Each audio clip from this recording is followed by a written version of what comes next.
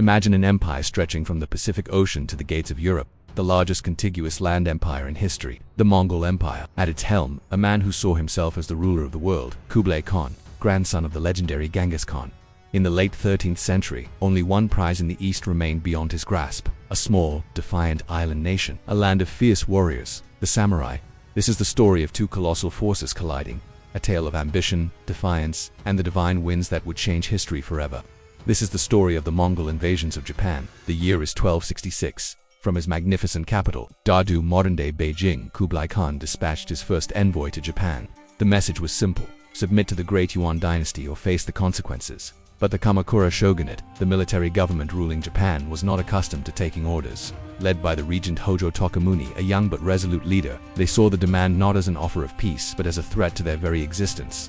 For 6 long years, envoys came and went, each meeting with the same silent, defiant refusal. Japan would not bow. Frustrated by their stubbornness, Kublai Khan decided to force the issue. In 1274, a massive fleet set sail from the Korean peninsula. Nearly 900 ships carried an army of around 30,000 to 40,000 Mongol, Chinese, and Korean soldiers. Their destination, Hakata Bay, in modern-day Fukuoka. The Japanese samurai, waiting on the shores, were legendary swordsmen, masters of single combat. They expected a battle of honor, where champions would call out their lineage and challenge their equals to duels. They were about to face a new kind of warfare. The Mongol forces landed and immediately unleashed a storm of tactics the samurai had never seen. They fought in tight, disciplined formations, advancing and retreating under the cover of a relentless barrage of arrows. Most terrifying of all were the tetsu, or iron bombs. These ceramic shells, packed with gunpowder and shrapnel, exploded with a deafening roar, spooking the samurai horses and sowing chaos and confusion. The traditional Japanese way of war, centered on individual valor, was completely outmatched by the Mongols' coordinated, brutal efficiency. The samurai were pushed back from the beaches, fighting desperately for every inch of ground. They were outmaneuvered, outnumbered, and overwhelmed by a technology they couldn't comprehend. As night fell, the situation looked grim. The Japanese warriors retreated inland to regroup behind ancient fortifications, preparing for what they believed would be a final, decisive battle the next day. The Mongol commanders, confident in their victory, decided to return their troops to the ships for the night. It was a fateful decision. Under the cover of darkness, a storm of unimaginable ferocity began to brew. The sky turned black, the sea churned into a violent rage, and torrential rains lashed down. This was no ordinary storm. For the Mongols, it was a disaster. Their ships were smashed against each other and the rocky coastline. Hundreds of vessels sank, and thousands of soldiers drowned without ever striking another blow. When morning came, the once mighty invasion fleet was in ruins. The surviving ships limped back to the mainland, having lost nearly a third of their force to the sea. The Japanese looked upon this sudden, miraculous deliverance and called it the Kamikaze, the divine wind. They believed their gods had intervened to protect them, but they also knew the Khan would not be deterred for long. The first invasion was a terrifying wake-up call. The Kamakura shogunate knew Kublai Khan's ambition was not so easily thwarted. Hojo Tokumuni and his advisors used the next 7 years to prepare for the inevitable return of the Mongol armada. They ordered the construction of a massive defensive wall along the coast of Hakata Bay. This wall, known as the Genkobori, stretched for over 20 kilometers. It was about 2 meters high and 2 meters thick, a formidable barrier designed to prevent the enemy from ever gaining a foothold on the beaches again. The entire nation mobilized. Swordsmiths forged new blades, warriors trained in new group tactics, and coastal defenses were bolstered all along the western shores. Japan was transforming itself into a fortress. Meanwhile, Kublai Khan was seething.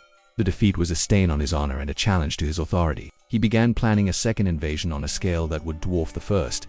He assembled 2 separate fleets, the Eastern Route Army, with around 40,000 soldiers sailing from Korea, and the Southern Route Army, a colossal force of 100,000 men embarking from southern China. The plan was for the 2 fleets to rendezvous and launch a synchronized, overwhelming assault. In the summer of 1281, the largest seaborne invasion force the world had ever seen set its sights on Japan once more. The Eastern Route Army arrived first at Hakata Bay, but they found their landing path blocked by the newly constructed Genko-Borui wall. Pinned against the coast, they were unable to establish a proper beachhead. For weeks, the Mongol forces were locked in a stalemate, facing constant harassment from the Japanese defenders, while the Mongols waited for their massive southern fleet to arrive. The samurai refused to fight a passive defensive war. Under the cover of darkness, small bands of audacious warriors would row out in little boats to the massive UN warships. These were the legendary night raids. The samurai, masters of close-quarters combat, would stealthily board the Mongol ships, wreaking havoc on the sleeping crews. They targeted commanders, set fires, and sowed terror throughout the fleet. In response, the Mongol commanders ordered their ships to be chained together to form a defensive fortress on the water. making it harder for the samurai to isolate and attack individual vessels. But this tactic, meant to provide security, would soon become their undoing. The combined fleet was now a single, enormous, and immobile target. For over 50 days, the battle raged. The Japanese defenders, protected by their wall and emboldened by their successful raids, held firm. The massive Mongol army, confined to their ships, began to suffer from dwindling supplies and the spread of disease. Their morale plummeted. They were a powerful army trapped on the water, unable to bring their full strength to bear. And then, on August 15, 1281, history repeated itself, but on a far more terrifying and epic scale. A second Kamikaze, a super typhoon of monstrous proportions, slammed into the coast. The winds howled with apocalyptic fury, and the waves rose like mountains. For the Mongol fleet, chained together and anchored in the bay, there was no escape. The storm raged for 2 days, smashing the ships into one another like toys. The colossal armada was utterly obliterated.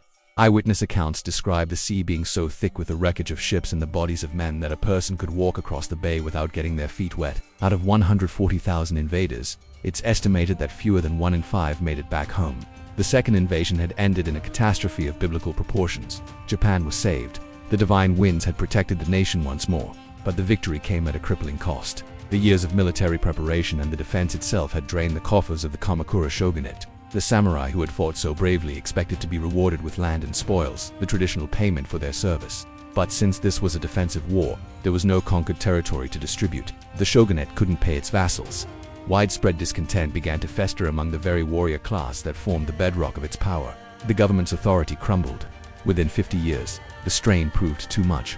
The Kamakura shogunate, the regime that had successfully defied the world's greatest empire, collapsed from within, paving the way for a new period of civil strife in Japan. The Mongol invasions had been repelled, but their legacy had internally fractured the nation they failed to conquer. The legend of the Kamikaze, however, would endure for centuries, shaping Japan's national identity and its belief in divine protection, a belief that would be invoked again in a much different war centuries later.